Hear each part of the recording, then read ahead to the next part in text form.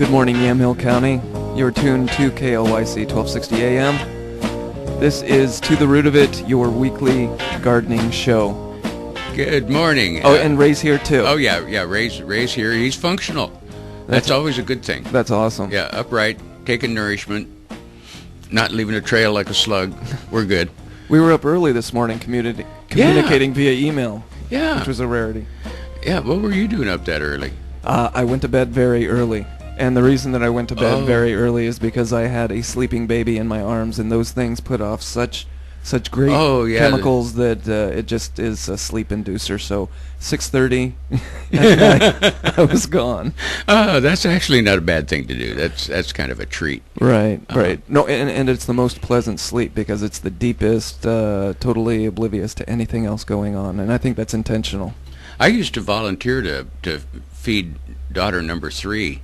Oh, yeah? When she was, a little bitty, like Ellis's size. Right. Because I could sit up in the chair and rock, and I had it figured out how I could just stick the bottle in her mouth and put the feet up.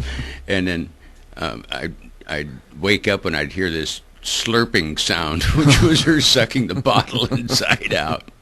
And then we could be done. Yeah. No, my daughter learned at an early age how to hold her own bottle because it was necessary. Otherwise, I couldn't play my video games. Oh! So that worked out really well. We did talk. We had the weather lead in with the show, and it's pretty cold out there right now. It's nippy. I was up, as I said. I ended up waking up probably about 2:30, 3 o'clock in the morning. Went outside and remembered I needed to lock up the chickens. Clear skies, and I could just see the grass start to freeze over. You saw the water and everything, and clear skies. I knew what was going to come. But then I got up earlier, and I got up outside again at about 5:30, and it wasn't really frozen. So I was like, okay, well, no frost. But go out the door again at 7:30, and everything's just frozen ice. Speaking of frost, I was doing a little research, because that's what we do in Master Gardener Land. Is science. We do research and science and learn things. Right. About the different types of frost. I mean, it's all white. And it's all frozen. And it's all frozen. There are different types of frost. There are types of frost that are just on things, and then there's types of frost where they actually suck the moisture out of the plant. Oh, wow. And it's based on meteorological conditions. There's a big word. I got all those syllables out in one. It's not so big. No. Well, it is for me. And then there's the ones that are because there's moisture in the air and it gets deposited on flat surface like streets and leaves and things of that nature. And then there's that's kind of what we got going on out here in front of KLYC on the street. You notice the grass is still kind of green, right? But the streets look like they've. It was 95% humidity. And so when we get the temperatures that drop down, then that's when you're going to get the stuff that deposits. Yep. Deposits? See, I can't say the small words either. Okay. Anyway, back to different types. There's there's hoarfrost, HOAR. Oh, okay. And rime, RIME. Of course. And there are two different types of frost, and it's based on the crystalline structure of the frost, what it actually does to the plants. Because as scientists we have to be able to define, the subspecies and subgenres and the crystalline development of such things that we've got it narrowed down to what. It's cold outside. Yeah, we narrowed that one right down. Right, exactly. I go by layers. It's a full 3-layer day this morning. Yeah, this morning it is. Clear skies though. Yeah, it's going to be a gorgeous day. Yeah, and hopefully I'll get to spend it inside all day watching the playoffs because that's what I do. Yep, it's that time of the year. Right. No gardening. there is tough no gardening. Day to plow out there, right, folks. Right, exactly. Yeah, not something you want to be doing. But this week that we have coming up, we've got rain in the forecast. I even heard that there's going to be a chance of snow showers tomorrow evening, maybe. There might be, but the sad thing is it's so late in the water year already, and we're like 7 inches below normal. I know, and we could. I mean, it could be a drought. I mean, that's essentially what it is. It's hard to think of that stuff. But we do require rain to refill the reservoirs and aquifers. And lately, last year was horrible for it. It's not happening. And this year it doesn't look too promising either.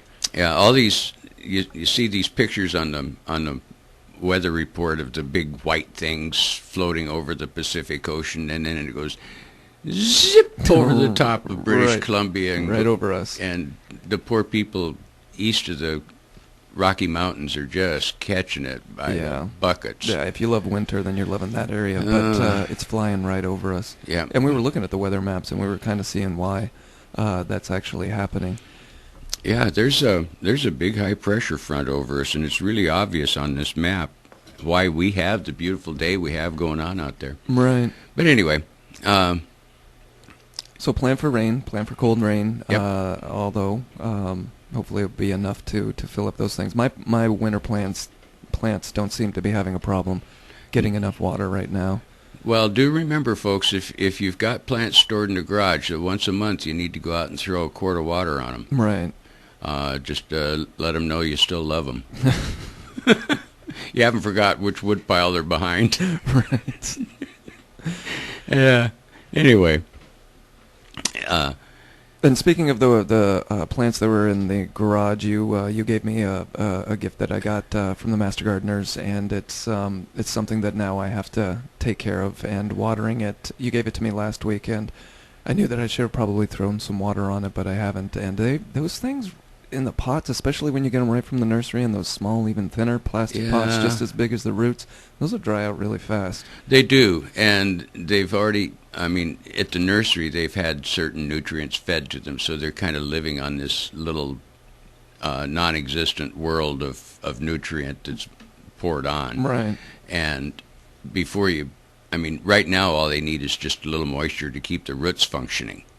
And as long as the roots are functioning, the plant will take off as soon as it gets up to its growing temperature. Right. Which is not going to be today. Yeah. So if you can keep them someplace where there's just a little reflected sunlight or indirect sunlight is fine. Right. That way they won't think that it's time to grow, and they'll just sit there and the roots will be doing their little thing inside the pot. Almost in a cryogenic stasis. Yeah. And when it comes time, then they'll go whoosh, right? And be as happy as little clams to find dirt. Yep. I found dirt. So we've got the weather happening out there. The show today, we've got some spraying that we can go ahead and get into. Because it is that time of year. You think about the pruning. We've mentioned probably about every show.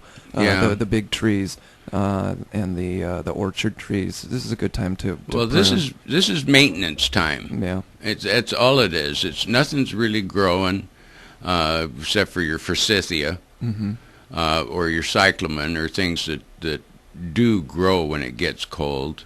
The pansies came back up. I was pretty pleased with that. Saw that, yeah. Yeah, they went, as soon as now they're back down. Yeah, they're back down. Confused. They get a lot of exercise going up and down, up and down. It's like their own little gym out there in my deck. If only that would help them and not hurt them. Yeah, well, hopefully it doesn't hurt them. Yeah. But so far they seem to be blooming fine. They'll be. Yeah, and on the way to Amity, they've got hazelnut orchards everywhere. Is that what they're orchards, right? Yeah. And they just chop the top off of them, and just big piles of half trees in mounds, probably getting ready to be burned. But it's the time for doing that, and then you're going ahead and spraying at about the same time too.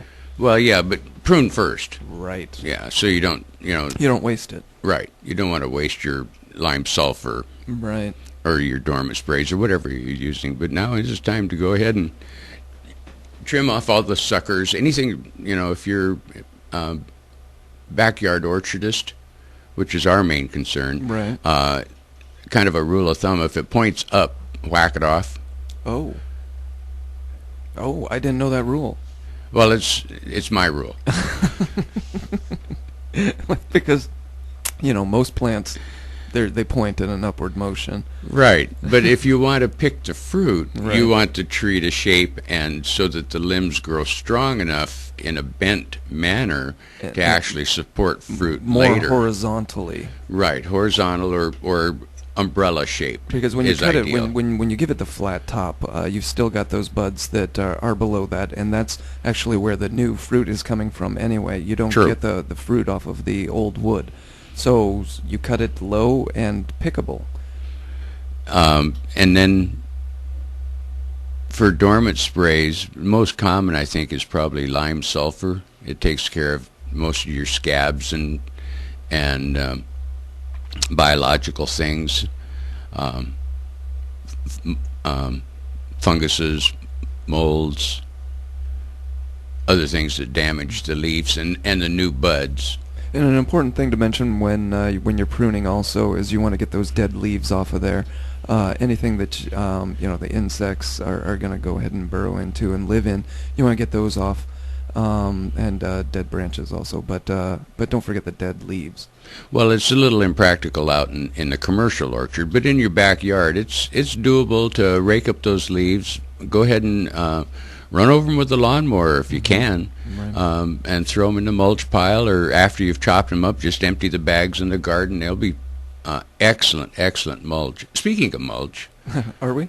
oh well, I was gonna for just a second. I drove by Recology this morning, Right. and the steam coming up out of my Oh, it's favorite so stuff. warm. Yeah, it's like, so oh warm over wow, there. yeah. That means that it's getting to the right temperature, staying there, and Yep. all of those nice little bugs are doing their work. I'll be visiting them with my pickup soon. You and everybody else, probably. Yeah, but it always kind of surprises me when you see these long rows of compost Mhm. and just out there just steaming full length. Right. That means it's getting close to 100, Black gold, right? Yeah. 130, 140 degrees inside there. Mm-hmm. It's kind of cool. Yeah, it is neat. But anyway, back to spraying. Pruning and spraying. This is the time of the year to do the maintenance work on your orchards and your vines. Don't worry about it. You're not going to destroy the plant by pruning it now. It's dormant. It's fine. And when the sap rises again later on, it'll seal off. You don't have to paint the ends with the pretty colored stuff. And that stuff is pretty, and it really it's you don't have to, and it's not even recommended necessarily. It doesn't do any harm, but it doesn't No, do any it doesn't do benefit any either. good. Right. It's It just makes you seem like, oh well, I've done something to protect this. Right. When in reality, the tree has evolved to protect itself. Yeah, you don't From need you. wound dressing. Right. Exactly. It's because the tree actually seals itself off hormonally. Right. You may have a big gaping hole in the outside, but inside the tree for about an inch deep all the way around that, it's all sealed off. You just got to have faith that the tree knows how to do its thing. Mm-hmm. Eventually it'll grow over and be a scar, but the tree itself is safe. Broken limbs from snow damage or where animals like deer have wandered through your yard and brushed up against plants and broken twigs because they are very brittle at this time of the year. Right.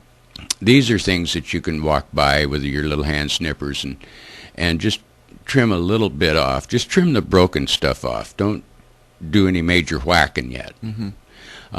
Because it's really not a bad thing to leave those things there because they do protect the plant deeper in from external damage. But we're going to take a little break. Give us a call, 435. 503-435-1260. There we go. You got it. All the numbers are in there. And you can also go to KLYC.us and get us streaming live right now as we are. But as Ray said, we're going to jump into a break. Yep. We'll be We'll right take back. a little break. We'll be right back. Don't worry. KLYC, and we want to thank Recology Northwest Greenlands for helping bring To the Root of It back to you here on AM 1260 KLYC. And with us right now is site lead Nick Olheiser. In fact, we're standing in the yard at Recology Northwest Greenlands. Nick, thank you for sponsoring the show. Thank you, and it's great to be here today. Let's talk about the redistribution, reallocation in the company. There's been a little bit of changing of names and so on and so forth. Explain what's going on. Yeah, we were actually bought out a few years ago by a company named Recology out of San Francisco. Essentially what's going on out here, there's just been a restructuring within the company. We are now more part of an organics division, which is allowing us to kind of centralize and hone in on the composting part of it, the phase that we want to be in. It kind of allows us to just share and reincorporate our knowledge within that and really build off of that. So if you're driving by WOW over here by the fairgrounds, by the Shell gas station, and you're looking for compost, and they're looking to supply compost needs for large and small producers. So even if you're the small home gardener and you just want a bucket or two, you can come down and get that. Yes, absolutely. We're located over here on Orchard Avenue. You pull in, we have anything from rock to bark dust to soil blends to just straight compost. Tell me what's unique in what you offer here to the public. What really sets us apart is the in-depth retail yard that we have. We have multiple products that a lot of other places aren't able to provide. One of our more popular features is the green waste pile. You can bring in any kind of yard debris, grass trimmings, branches, anything like that, and recycle it here. And then from there it's reincorporated into the process, and in a couple months it comes out as compost.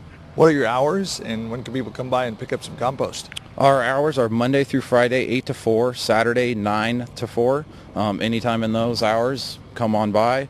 We got a friendly staff, always on hand, ready to help out and answer any questions in any way they can and get you any kind of needs you have. What are your price ranges? Price ranges for compost, pretty much all of our products, anywhere from $20 to $30 a yard. We do half-yard increments. Soil blends, same thing. We also have custom blend services that we do. If there's something that on site that you don't see or that you can't find that you want, we're able to blend it up for you right there and get you exactly what you need. Do you have Facebook, a website, and a phone number? We don't have a Facebook currently right now. We are working on that. Our website is Recology, or it's OregonCompost.com. Sorry, just OregonCompost.com. And phone number is going to be 503-434-1671. Recology Northwest Greenlands. We're talking here to Nick Olheiser, and they're bringing To the Root of It here on AM 1260 KLYC. This is Erin Gwynn with the McMinnville Parks and Recreation Senior Center update. The McMinnville Senior Center is partnering with Hillside Retirement Community to host a 3-part brain series with Dr. Larry Sherman. Dr. Sherman is a professor in the Department of Cell and Developmental Biology and in the Neuroscience Graduate Program at the Oregon Health and Science University. His first series will be on music and the brain. Dr. Sherman will answer questions and give insights on the connection between music, brain development, and the way music can prevent or delay brain aging. Music and the Brain will be held at the McMinnville Senior Center on Tuesday, January 7th at 6 p.m. and cost is $10. I'm Erin Gwynn with McMinnville Parks and Recreation, where we are enriching lives, building community on AM 1260 KLYC Radio. This reminder brought to you by Hillside Retirement Community. Join KLYC as we welcome McMinnville Hearing Center to their bigger and better location Monday, 325 Northeast Baker Creek Road. KLYC will be there broadcasting live from 9 to 10 a.m., noon to 1, and 5 to 6 p.m. Their new location has 1,400 square feet compared to their previous location of 640 square feet. They're going to have refreshments. You can get a free hearing check. They have a resource and education area where you can get your questions answered. Meet Greg Arnone and the staff. And we'll be there as well, 9 to 10, noon to 1, and 5 to 6 p.m. That's McMinnville Hearing Center, 325 Northeast Baker Creek Road. We'll see you there Monday on AM 1260 KLYC. Just look for the Yam Van. If you're involved in a vehicle crash, you need to take your car or light truck to a repair center that will fix it right the first time. The philosophy of J&W CarStar Collision Repair Center in McMinnville is relax. We'll take it from here. Roger Fowler stands by his crew's reputation. J&W CarStar Collision Repair Center, 1100 Northeast Lafayette in McMinnville.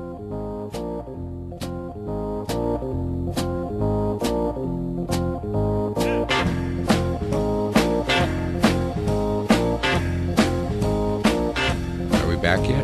Here we No, Ray, we're not back yet. I will tell you when we're back. Okay. Didn't you hear the music? Yes, I did. But I kind of bopped off into my own little world there for a second. Right, and we are back to the root of it right here on KLYC, weekly Yamhill County Master Gardener radio show.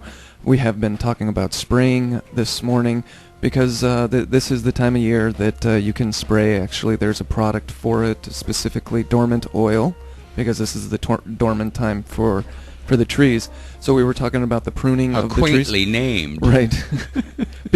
And it is dormant oil because if you apply it to the leaves, then it can cause some chemical burning to the leaves if you apply it directly. So you apply it to the bark, and it works to kill the aphids that are dormant also. Well, and scale and spider mites and a whole bunch of other insects that are going to infect your fruit later on in the springtime. Now's the time to give it, and you want to do that a couple of times, like in January and March. So just before it really starts leafing out and blossoming good. So you go to the nursery, you go to the store, you buy a bottle of dormant oil. Yep. And it'll probably say so right on the side of the bottle. No specific names, no labels. Any of you've heard of? Any of it's really good. Right. Yeah, we're not allowed to make specific recommendations. Check with your local nursery personnel. And they know what dormant oil is, right? Yeah. And then the other one is lime sulfur, and that takes care of things like peach leaf curl, fire blight, scab, and anthracnose. And actually, the lime sulfur you can use on a lot of your garden plants, things with broad leaves. Like I use it on my lilacs. Roses. And roses. It helps control powdery mildew and things on roses, too. Mm-hmm. Grapes. Grapes, that's another one. And that's really what it's going after is the powdery mildew. It's really, it attacks that. And this is the time of the year that you want to prevent that stuff from growing, because as soon as the rains hit and everything gets nice and wet and moisture, then it's bad news. Well, if it rains hard, you may have to redo it. Right. But if it's just a light mist, most of the times. But you should be planning on doing it a few times a year anyway. Yeah. Well, true. Right. And this is just one of those times of the year where you're applying it. Yeah, now is the time. It is now. Go, folks, go. But there is a big disclaimer here that if you're growing apricots, you don't use the lime sulfur on the apricots. Not sure why, but just want to throw that out there. Not for apricots. We'll have to find out why we can't use it on apricots, because sure as heck there's going to be somebody try to spray it. Well, apricots are tough to grow in this area anyway, because we don't have enough long, warm summer for them. I see. Some people get away with it pretty good. Sure. Peaches grow really good, certain species of peaches. And, of course, cherries, and we got lots and lots of apples, but lots of cherries. Lots of cherries. And so something else that we can apply, fixed copper, something that I haven't ever used or ever applied myself, but you spray it on apples and pears and cherries, peaches, like you were saying, right, and plums. This controls the canker. Right. And the canker is the something that the way that the limb is going to grow. It really looks like a gnarled mess there. Yeah, canker causes structural damage to trees by infecting the tree limbs and small twigs. Virus, right? It's more viral. Right. And it really affects the growth structure. So it can weaken limbs and things of that nature. Right. And that's one you got to kind of watch out for. But these are very cost-effective chemicals. They're not uber expensive. I mean, you're not going to go out and pay $50 a jug for dormant oil. Right.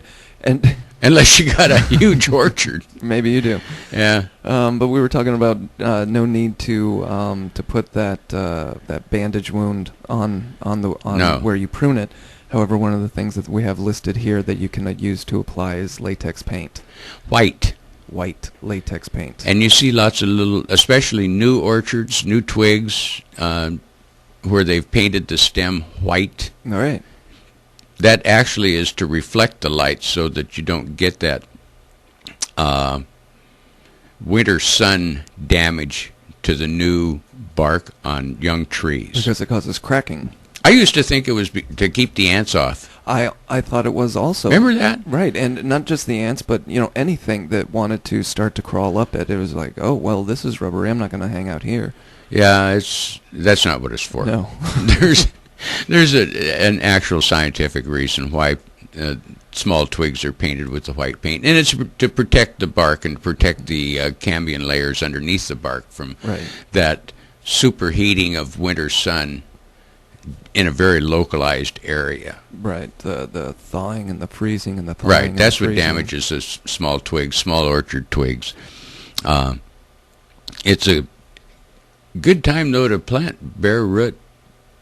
Oh, it really is. If we can get constant rain, this is when they're doing their job. So you go ahead and you throw them in the ground right now. Yeah, between now and the end of February, first part of March, you can go ahead and start bare root trees. Right. And that way the roots get a chance to function in a slow manner so that by the time the warmth of spring actually gets here, they're ready to go to work. Mm-hmm. They've got those fine root hairs all ready to go. And then speaking of planting those, we can talk specifically about the chemical treatments for popular trees that we have here, specifically the apples, because I'm sure, gosh, there's almost everybody has to have an apple in their backyard somewhere, right? Or a neighbor has an apple. They seem to be everywhere. Well, there's a couple of really good apple trees in our neighborhood.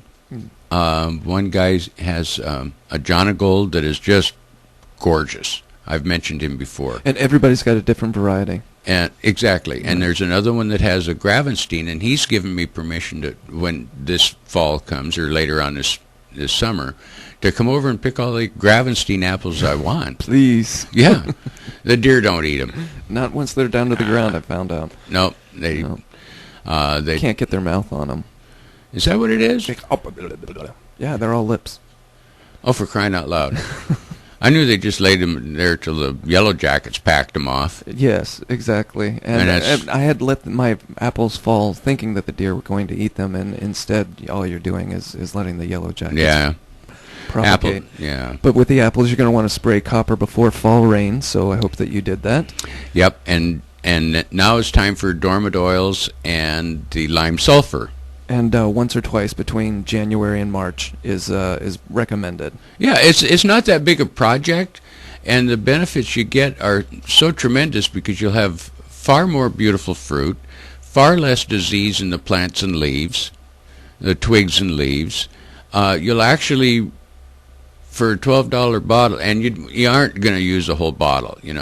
The $12 bottle is going to last you several seasons because you mix it up according to the directions, and it may only take a couple of tablespoons or a couple of ounces in a gallon of water to do your tree. And that's why we always recommend that you or insist that you read the label, because they have the directions that are needed for doing this. And they also have the warnings that you absolutely need to read also, because you don't want to mix chemicals. Every sitcom has had that explosion in the classroom, and because of a mixture gone wrong. But so we don't want any of that. Plus, sometimes you're mixing chemicals that aren't really meant to work together because they don't do the same job. I was going to tell a story, but I don't think I'll tell that story. No chemical stories. No. We'll let that one slide right by. Right. But we can move on to cherries, because they have a kind of a different method. You use wettable lime sulfur, which you apply weekly during the blooming, and that's for brown rot. So that's something to think of later on in the year. There's also information you can get on the OSU Extension website about any synthetics that you're interested in or need to know more about, because these are all organic methods that we're discussing right now. Right, and there are several serious issues. One of them is Drosophila fruit fly. Right. Which has come up to visit us from California and loves our fruit and really picks on just about anything for that matter. That's the problem with it, is it's indiscriminate and it is very hard to get rid of. But it lays its eggs in the flower, and then as the flower turns into fruit and the little thing becomes a larva, you'll get a perfect looking piece of fruit. but the inside of it is gone. Destroyed. Absolutely gone. So you go out and somebody says, come on over and pick cherries at my house. And you get over there and the first one you peel's got nothing. So there's nothing that you can spray for that. We haven't found a great way of not yet controlling the population on that vector. But trust me, Oregon State Sciences are definitely working on that, baby. They only have a small piggy bank to try and figure that one out. Yeah, right? that one's a major bug issue. Mm-hmm. But you can pick up traps, and we have plans at Oregon State Extension, both at the website .edu/Yamhill, and actually handouts over at the Extension office if you want to make your own traps and find out whether or not you've got to worry about that issue. It's a way of being an active gardener or a participant in the research that is going on, because you report your findings also, and they keep track of that data, and it's just kind of neat to think that you're a part of doing something like that, something helpful and beneficial. Well, it is very beneficial, in that if you do get the little devils, you know you're going to be buying your cherries this year. That's right. Yeah, and you also know you get a forecast of that. So we were talking about spraying the cherries, and you've got pears. I got my first pear. It ended up being about almost 2 inches tall. And tall, wide, big. It was very small. But, a starter pear, right? But it was the only one on a pear that I've had, a pear tree that I've had for 3 years, and that's actually pretty good. You know, it was. I planted it right when I started the Master Gardener classes, which we should probably talk about here real soon. But I planted it before I knew that you weren't supposed to put 3 feet of dirt on top of it when you transplant it. Ooh. So it's had a struggle. You planted it real deep. It is so deep in there. And, I didn't, I wasn't going to dig it back up. I thought it would just die on its own. Its brother did. But this one has been fighting, and I don't know, those roots, I guess, have been pushing up far enough that it's sustained itself. It hasn't really grown any, and the branches that it came with are pretty much the branches that are still there. But each year it has some leaves. But do not bury those plants when you transplant them. No, only to the crown. Right. And there'll be a little line there where you can get into trouble if you go even 3 inches higher than that crown level. Yep. So but for me, that pear has survived. And if you're going to be spraying it, you spray the copper again before the rain falls, and then spray lime sulfur 2 or 3 times at the beginning of fall. But right now you'd be doing it during the winter, right? And then again in March, just before everything opens up, because lime sulfur is also one of those chemicals you don't necessarily want to be putting on the leaves. Do the dormant spray as soon as you start seeing the little buds, right? Because once it buds, it can get in full bloom with seems like just a sunny week, and kaboom, you got a bloom tree. Right. Peaches are a little trickier, but they still require the lime sulfur early, as soon as the leaves drop, actually, and in spring just before the buds break out. So, again, January, February, first part of March is good. Also wanting to apply the fungicide for peaches. And you do that 3 or 4 times between December and bud break, which is it seems like a lot of not a lot, but an extra step. But there's obvious reasons for that. Those peaches, they've got the soft skin, so they've probably got soft buds that can be easily penetrated. You know, the Extension office has this really, really cool publication, which is free. Mm-hmm. Excuse me, and it lists all of the fruits and nuts that grow in Yamhill County. And it tells exactly when to spray and what to spray and what you're spraying it for. And it's a really nice outline, like January, February, March for each species of fruit. But is it break time again? Well, we can jump into a break, but I kind of liked where you were going with it, because the publications that we have available, you just have to go to extension.oregonstate.edu/catalogs, And pretty much everything, not pretty much, that's what we have available.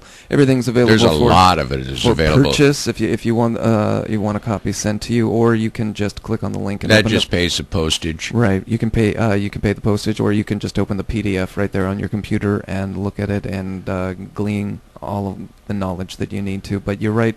We should jump into a break right now because it is 9:39 on a very chilly Yamhill County morning. You're listening to The Root of It right here on KLYC. We'll be right back. Celebration time. Women, come on. Get those feet, arms, and bodies moving. Cindy's Gym is under new ownership and is the place to get grooving. Cindy's Gym is ready to be on your team as a women's exclusive gym. Cindy's Gym is located at 10th and Adam in McMinnville. Celebration time, women. Come on. Get those feet, arms, and bodies moving. Change your title from Couch Potato to Zumba Queen at Cindy's Gym. AM 1260 KLYC, and To the Root of It, sponsored once again by Recology Northwest Greenlands. We're sitting here, in fact, we're standing in the yard right now talking to Nick Olheiser. Nick, tell us about what sets your yard apart from others if they're out looking for compost. Wide range of products available to the public. We have anything from rock to bark to all kind of soil blends to straight compost. We offer services such as the concrete mixers. We also have a blow-in service where the truck will come out and blow the bark in or compost for you right there. And when we leave, it's like we were never there except the product's there. Now, they're right across here, just down from the fairgrounds, right across from the Shell station, right next door to WOW. So if you're bringing your old TV sets and so on and so forth in to get rid of them, old computers and such, we're just to the west of that. Correct. We're located over here on Orchard Avenue, 2200 Orchard Avenue. When you pull in, you'll see the signs. You'll see the big green bunker tarps, keeping your soil dry and ready for you all winter. What are your hours and phone number? Hours are going to be 8 to 4, Monday through Friday. On Saturday, it's 9 to 4. Phone number is 503-434-1671. All righty. Anything else you want to tell the folks? We got a friendly staff here ready to answer and help you guys out with any kind of needs you have as far as landscaping and garden goes. Come on down, come say hi to us, and we'll help you out from there. So if you're listening to tips that the guys are talking about on To the Root of It, and you need some composting, maybe you just need a little bit, maybe you need a lot, come on down and check them out. Again, the address? 2200 Northeast Orchard Avenue. And the phone number? 503-434-1671. Nick Olheiser talking to us. We're here at Recology Northwest Greenlands, and they bring To the Root of It back on KLYC AM 1260. Now back to the show. There are times you simply need a friend, someone who will stop and listen to your needs. Macy & Son have a heritage of helping Yamhill County residents in their hour of need. Macy & Son have been serving families here since 1903. 5 generations of their family taking care of yours. Macy & Son, in the business of helping people and meeting the individual needs of McMinnville area families, and will continue to do so in the future. At the time when you need someone who cares, understands, and is there to help, call Macy & Son, serving 9 communities in Yamhill County with funeral needs.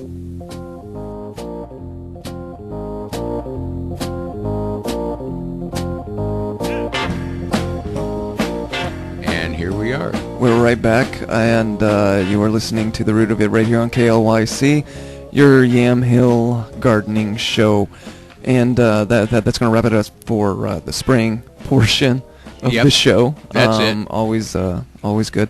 And again, read the labels. They'll tell you exactly what to do and what not to do, and you know how safe it is. And if you have questions, don't hesitate to call the extension office.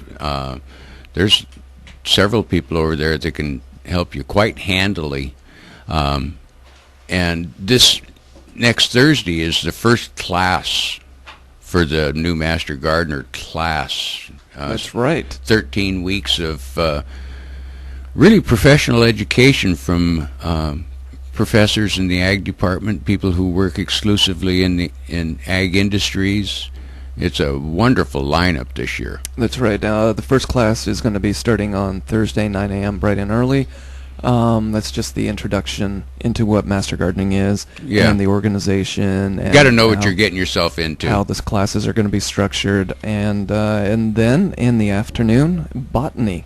That's going to be by Linda McMahon. Yep. And it is the introduction into the plants and what they are, and from there it just snowballs into a bunch of information that is easily digestible. And if not, you've got a big, huge binder that you can read.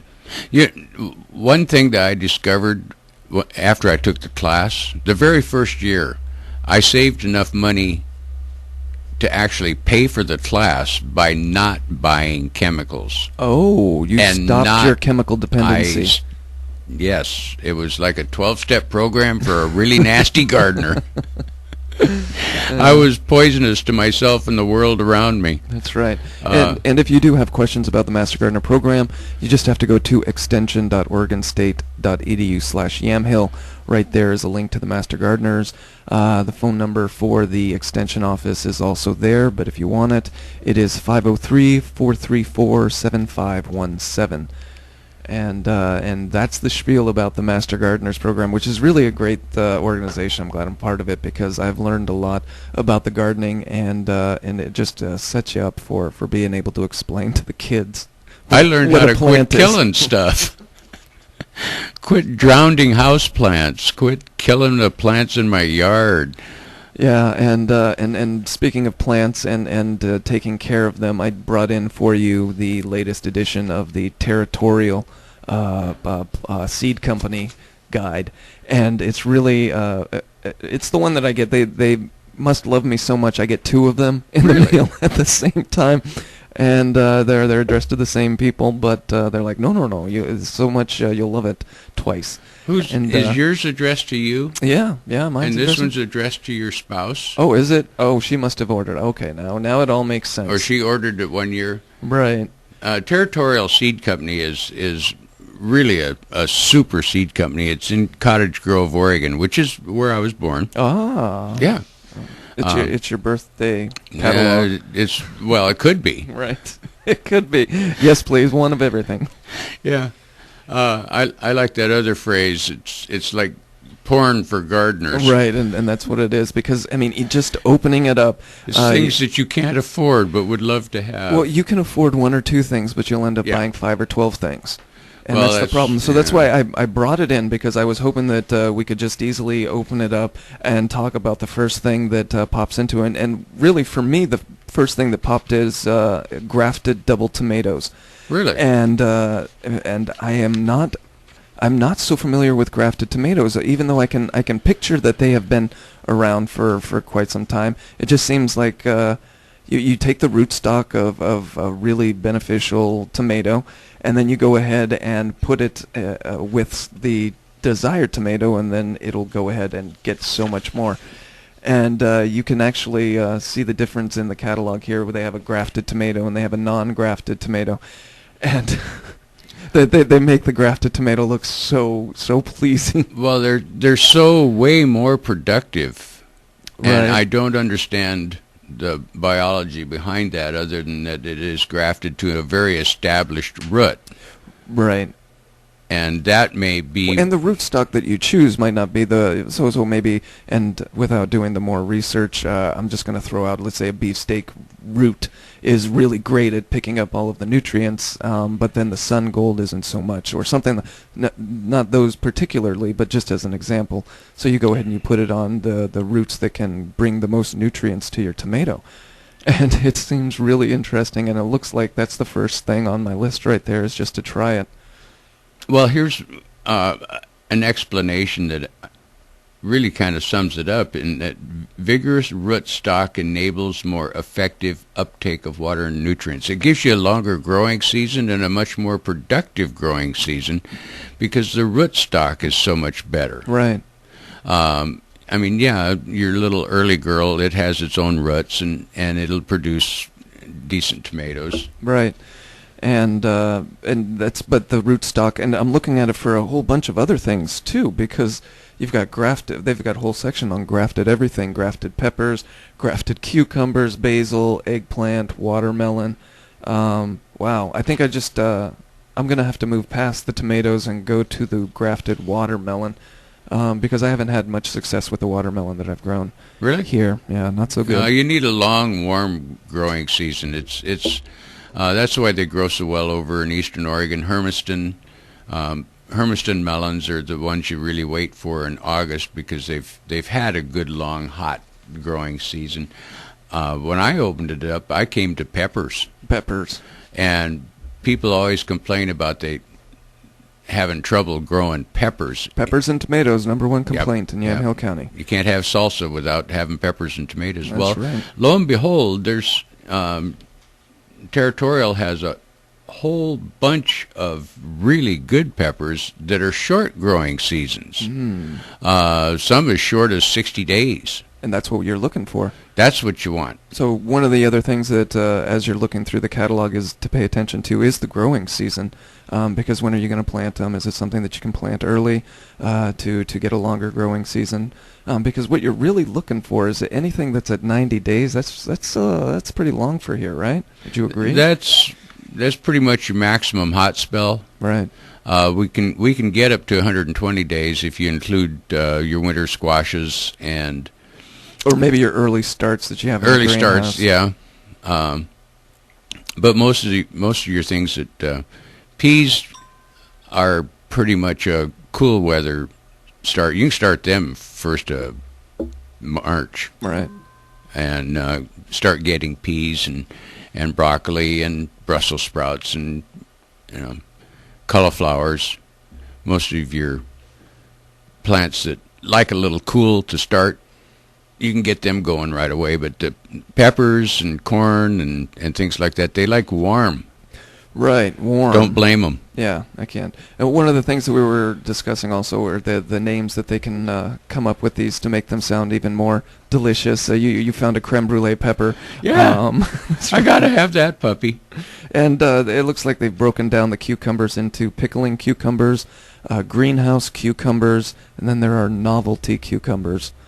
So something to think about when you're getting your cucumbers, whether you want them for pickling or novelty. I want them for eating. Right, exactly. I want them in a big bucket of vinegar and sugar. Are the novelty edible, or are they just for decoration? They're just for novelty. Don't eat them. Really? Yeah, I'm not sure. And the point of having that would be, I don't know. Okay, so jumping to potatoes. Oh my gosh. Yeah, that's another section that I could spend days on and probably buy 12 dozen different varieties, because you want the purple ones for their novelty, and then the fingerlings are always good, and you've got a mountain rose, and that's a beautiful name. You probably want that in the ground. And I don't know, the German butterball that I'm looking at right now, it really does look like a slice of butter. Those potatoes are really good looking. Well, our good basic ones like Kennebec and Yukon Gold. I don't see them here. They're here. Oh wait, I do see a Yukon Gold. You're right. Yep, okay. Yep. They're there. It seems too ordinary. Those are the good basic ones you can put in a burlap bag and hang it in your basement and eat fresh potatoes till February. Right. I got away with that one year. Last year we didn't do so good with potatoes because we went and got all that horse manure, and we ended up with roundworms, and it ate the roots off of everything, and it just icked. Yeah, that's what happens when you go and get that horse manure. Yeah, it wasn't properly mulched. Right. Well, why don't we do this? Why don't we take one more break? Okay. And then we'll come back and we'll thumb through this catalog a little bit more. You're listening to The Root of It right here on KLYC. AM 1260 KLYC, welcome to The Root of It. Back to the show in just a moment. We want to take a moment to thank Recology Northwest Greenlands and site lead Nick Olheiser. Recology Northwest Greenlands is here to provide the mulch and the compost you need for your garden or even your larger operation. Nick, glad to have you with us on the show. Thank you. It's great to be here. So tell us the products that you have to offer the public. Well, our main golden gem is going to be the compost that we actually produce here on site. We offer yard debris service. It's dropped off. From there, it goes through the entire composting process, and there we're able to resell it to the public or to some of the more commercial type businesses. We also offer a wide range of rock and soil products to the to the community, as well as bark dust as well. So I noticed if people want to get rid of their clippings, their leaves, their lawn mowing debris, and so on and so forth, they can bring that in here. Is there a charge for that? Correct, there is. There is a $6 per yard charge. However, if you already have garbage service and you're located in the city limits of McMinnville, Lafayette, and Sheridan, I believe, it's already incorporated in your bill. So you just come in, let us know your address, and from there we can help you out and get you going from there. So again, we're right next to the WOW drop-off site. So if you're dropping off your computers, recyclable materials, plastic, TV sets, and so on and so forth, we're just west of the site you do that. And there has been a name change and kind of a redivision of the company. Could you explain that a little bit? Yeah, a couple of years ago we were bought out by a San Francisco-based company called Recology. From there, we've kind of done a little bit of a restructuring within the company, and we've now fallen under more of an organics division. With that, it's allowed us to kind of hone in and centralize our knowledge on the composting operations of it, and move forward from there and try to provide the best product that we can and at the cheapest cost we can. There you go. Recology Northwest Greenland's a sponsor. Have To the Root of It again. What are your hours? It's going to be Monday through Friday, 8 to 4, and then on Saturday, 9 to 4. And your phone number again? 503-474-1671. Bringing you To the Root of It here on AM 1260 KLYC. Thank you to Recology Northwest Greenlands. This is Denise Stoutenberg. In my 15 years of experience caring for persons with memory loss, I have realized that the journey of Alzheimer's disease is one of the longest any person will travel. If you or a loved one are traveling this journey, you're not alone. Join us for a support group the first Monday of each month at 2 p.m. at the McMinnville Senior Center, or for the Alzheimer's Cafe, a social event for persons with memory loss and their caregiver, the second Wednesday of the month at 3 p.m. at the Blockhouse Cafe in Dayton. For more information, call 503-484-3145. McMinnville Hearing Center brings you the news on KLYC. Hi, this is Greg Arnone. Your hearing is a priceless gift. Don't take it for granted. If you suspect that you're not hearing as well as you used to, please call us at 472-5554 for your free hearing screening and consultation. McMinnville Hearing Center, providing better hearing with a caring touch.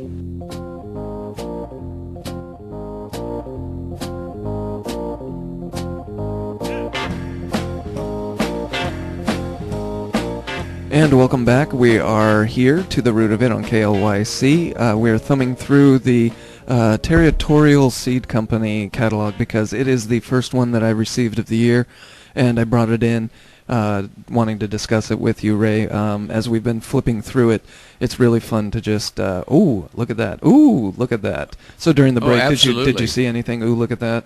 Well, I'm real partial to winter squash. And I don't understand the thing. I know. My friend and I, we grow a lot of winter squash, and we did pretty well last year. Because you like that you can store it forever. Yes, it makes really great soups and adds to stews, and it's hearty and it's full of nutrient, vitamin C's, B's. It's a good basic vegetable that provides a lot for you, and storage is not a problem. You just put it, clean it off, wipe it off with like a mild bleach solution, and they'll last for months and months and months out in the garage. Yeah, I'm looking at this yellow crookneck squash, and it appears that it has, just cankers or warts or something like that all over it, but I guess that might be appealing to someone looking for something like that.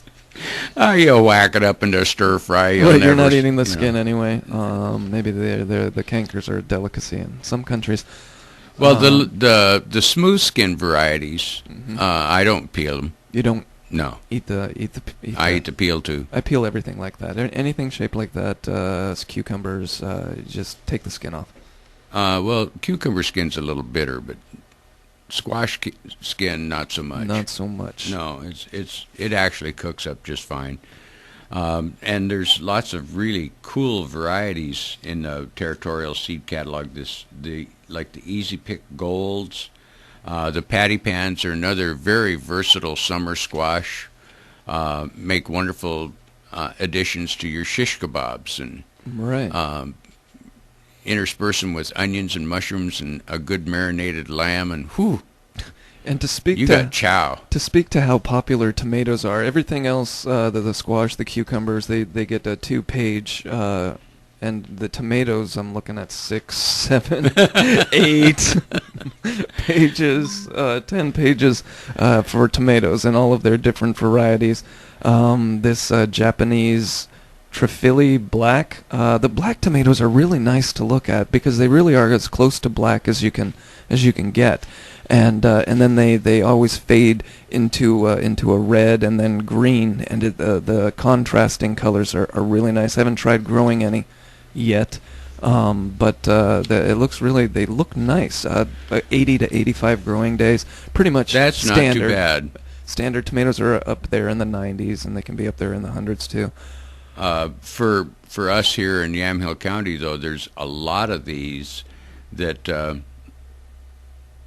are less than that. You plant them the 1st of June, second week of June. Right. And you'll be eating them the first week of August. Oh, yeah, yes. 60 to 65 days. And that would be good. And that's the beauty of having this territorial seed catalog, is it does have things that are localized for your area.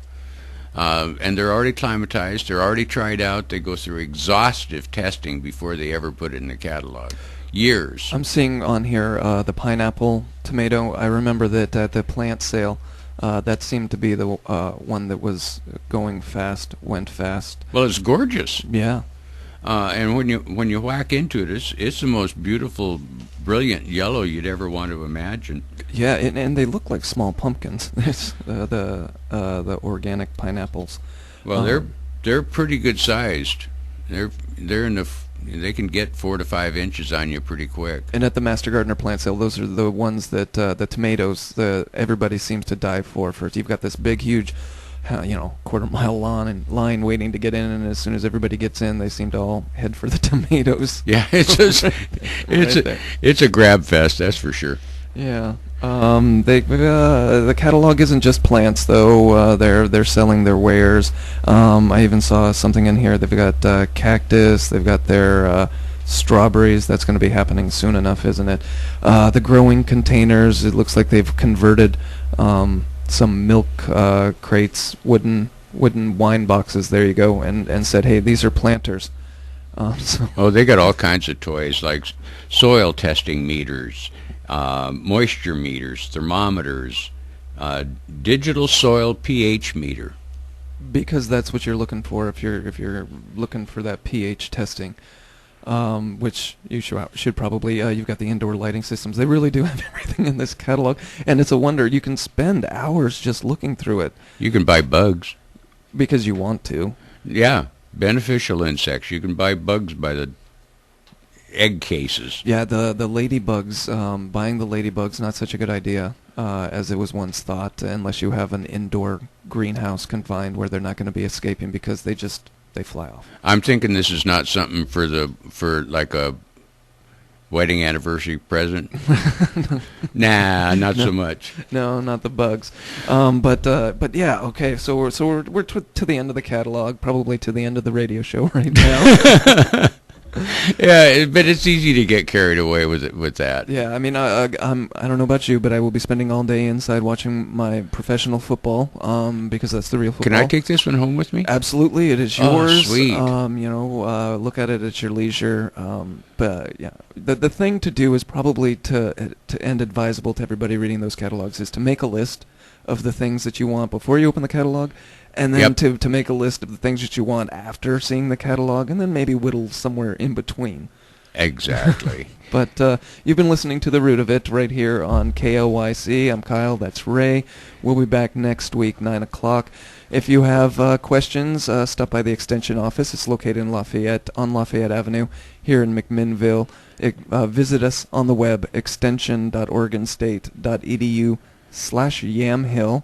And if you want, you can also give me an email, Kyle@totherootofit.com. If you want to email Ray, you can email him at ray@totherootofit.com.